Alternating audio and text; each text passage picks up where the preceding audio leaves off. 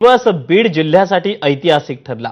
मराठवाडा मुक्तीसंग्राम दिनाच्या निमित्तानं बीड शहरात प्रथमच रेल्वे धावली, ज्यामुळे स्वर्गीय गोपीनाथ मुंडे यांचं बीड रेल्वे मार्गानं देशाशी जोडण्याचं स्वप्न हे पूर्ण झालं।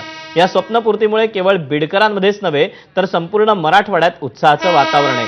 अहिल्यानगर ते बीड मार्गावर आजपासून ही पहिली रेल्वे धावतीये। या रेल्वे मार्गामुळे बीडचा आर्थिक, सामाजिक आणि सांस्कृतिक विकास नव्या उंचीवर पोहोचेल अशी अपेक्षा मुख्यमंत्री देवेंद्र फडणवीस यांनी व्यक्त केली। दरम्यान मुख्यमंत्री देवेंद्र फडणवीसांच्या हस्ते या रेल्वेला हिरवा झेंडा दाखवण्यात आला।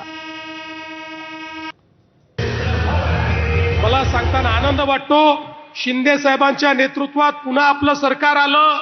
आम्ही अजितदादा आम्ही सगळे एकत्रित आलो आणि आम्ही पहिला निर्णय जर काही घेतला असेल तर सगळ्या रेल्वे प्रकल्पांना महाराष्ट्र सरकार 50% हिस्सा देईल अशा प्रकारचं पत्र आम्ही केंद्र सरकारला दिलं आणि नुसतं पत्र देऊन थांबलो नाही तर त्या ठिकाणी तो निधी देणं सुरू केलं। अजितदादा देखील अर्थमंत्री झाले, त्यांनी त्यांच्या बजेटमधनं या प्रकल्पाकरता आवश्यक जे पैसे होते ते पैसे या ठिकाणी दिले आणि म्हणून हा प्रकल्प आज आपण पूर्ण करू शकलो आणि यातनं मोठ्या प्रमाणात हे काम झालेलं आपल्याला पाहायला मिळत आहे। दरम्यान बीड रेल्वेच्या उद्घाटनावेळी, लोकार्पणावेळी अजित पवारांनी काय टोलेबाजी केली आपण पाहूया।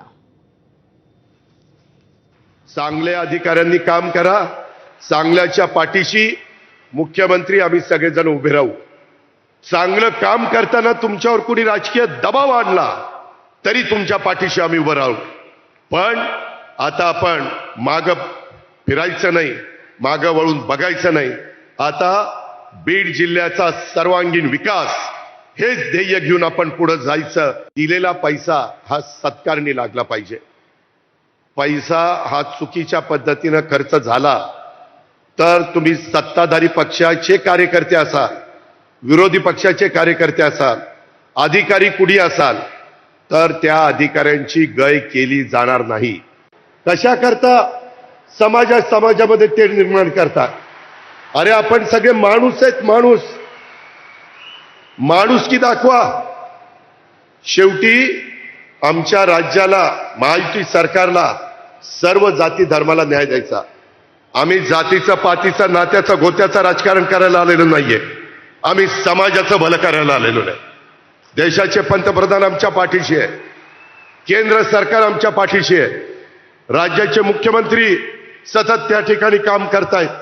कुठल्याही विकास कामाच्या बद्दल कुणी जर अडथळा आणला तर अधिकाऱ्यांना सांगतात इथं राजकारण करायचं नाही, इथं समाजाचं हित बघायचंय। ह्या पद्धतीनं काम चाललंय।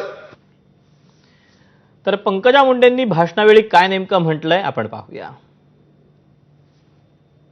जे जे या रेल्वेत बसणार आहे त्यांना या रेल्वेसाठी कोणाचं योगदान किती हे पूर्णपणे माहीत आहे।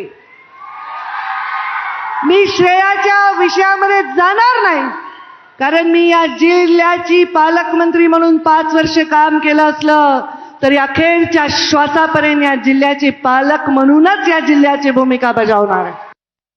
दादा पालकमंत्री आहेत आणि दादांच्या कामाचा सगळ्यांना सपाटा माहिती आहे, त्यांची पद्धतही माहिती आहे।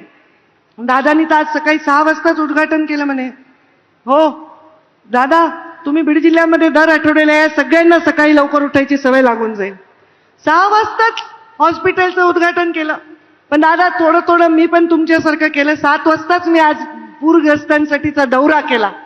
म्हणजे या कामानी जर कोणी पुढे गेलं तर या जिल्ह्याच्या विकासाला आपण कुठेही गालबोट लागणार नाही। बीडकरांचं रेल्वेचं स्वप्न 40 वर्षांनी पूर्ण होत आहे। बीड अहिल्यानगर रेल्वे मार्ग कसा असेल आपण पाहूया।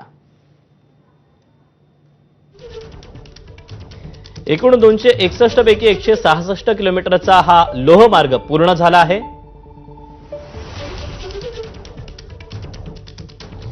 आराखड्यावेळी 355 कोटींचा खर्च झाला आणि पूर्ततेवेळी 4800 कोटी इतका खर्च झाला। केंद्र आणि राज्य सरकारनं निम्मा खर्च उचलला आहे। अहिल्यानगर ते बीड दरम्यान एकूण 16 स्थानकं आहेत। आठवड्यातून 6 दिवस ही रेल्वे धावेल। अहिल्यानगर ते बीड प्रवासाला साधारणपणे 5.5 तास लागतील। सध्या डिझेलवर, कालांतरानं विजेवर ही रेल्वे धावेल. अहिल्यानगरहून रेल्वे सकाळी 6:55 सुटेल. अहिल्यानगर ते बीड प्रवासाला तिकीट आहे फक्त 45 रुपये. 40 वर्षांपूर्वी याची मागणी झालेली होती. 1995ला तांत्रिक मान्यता मिळाली.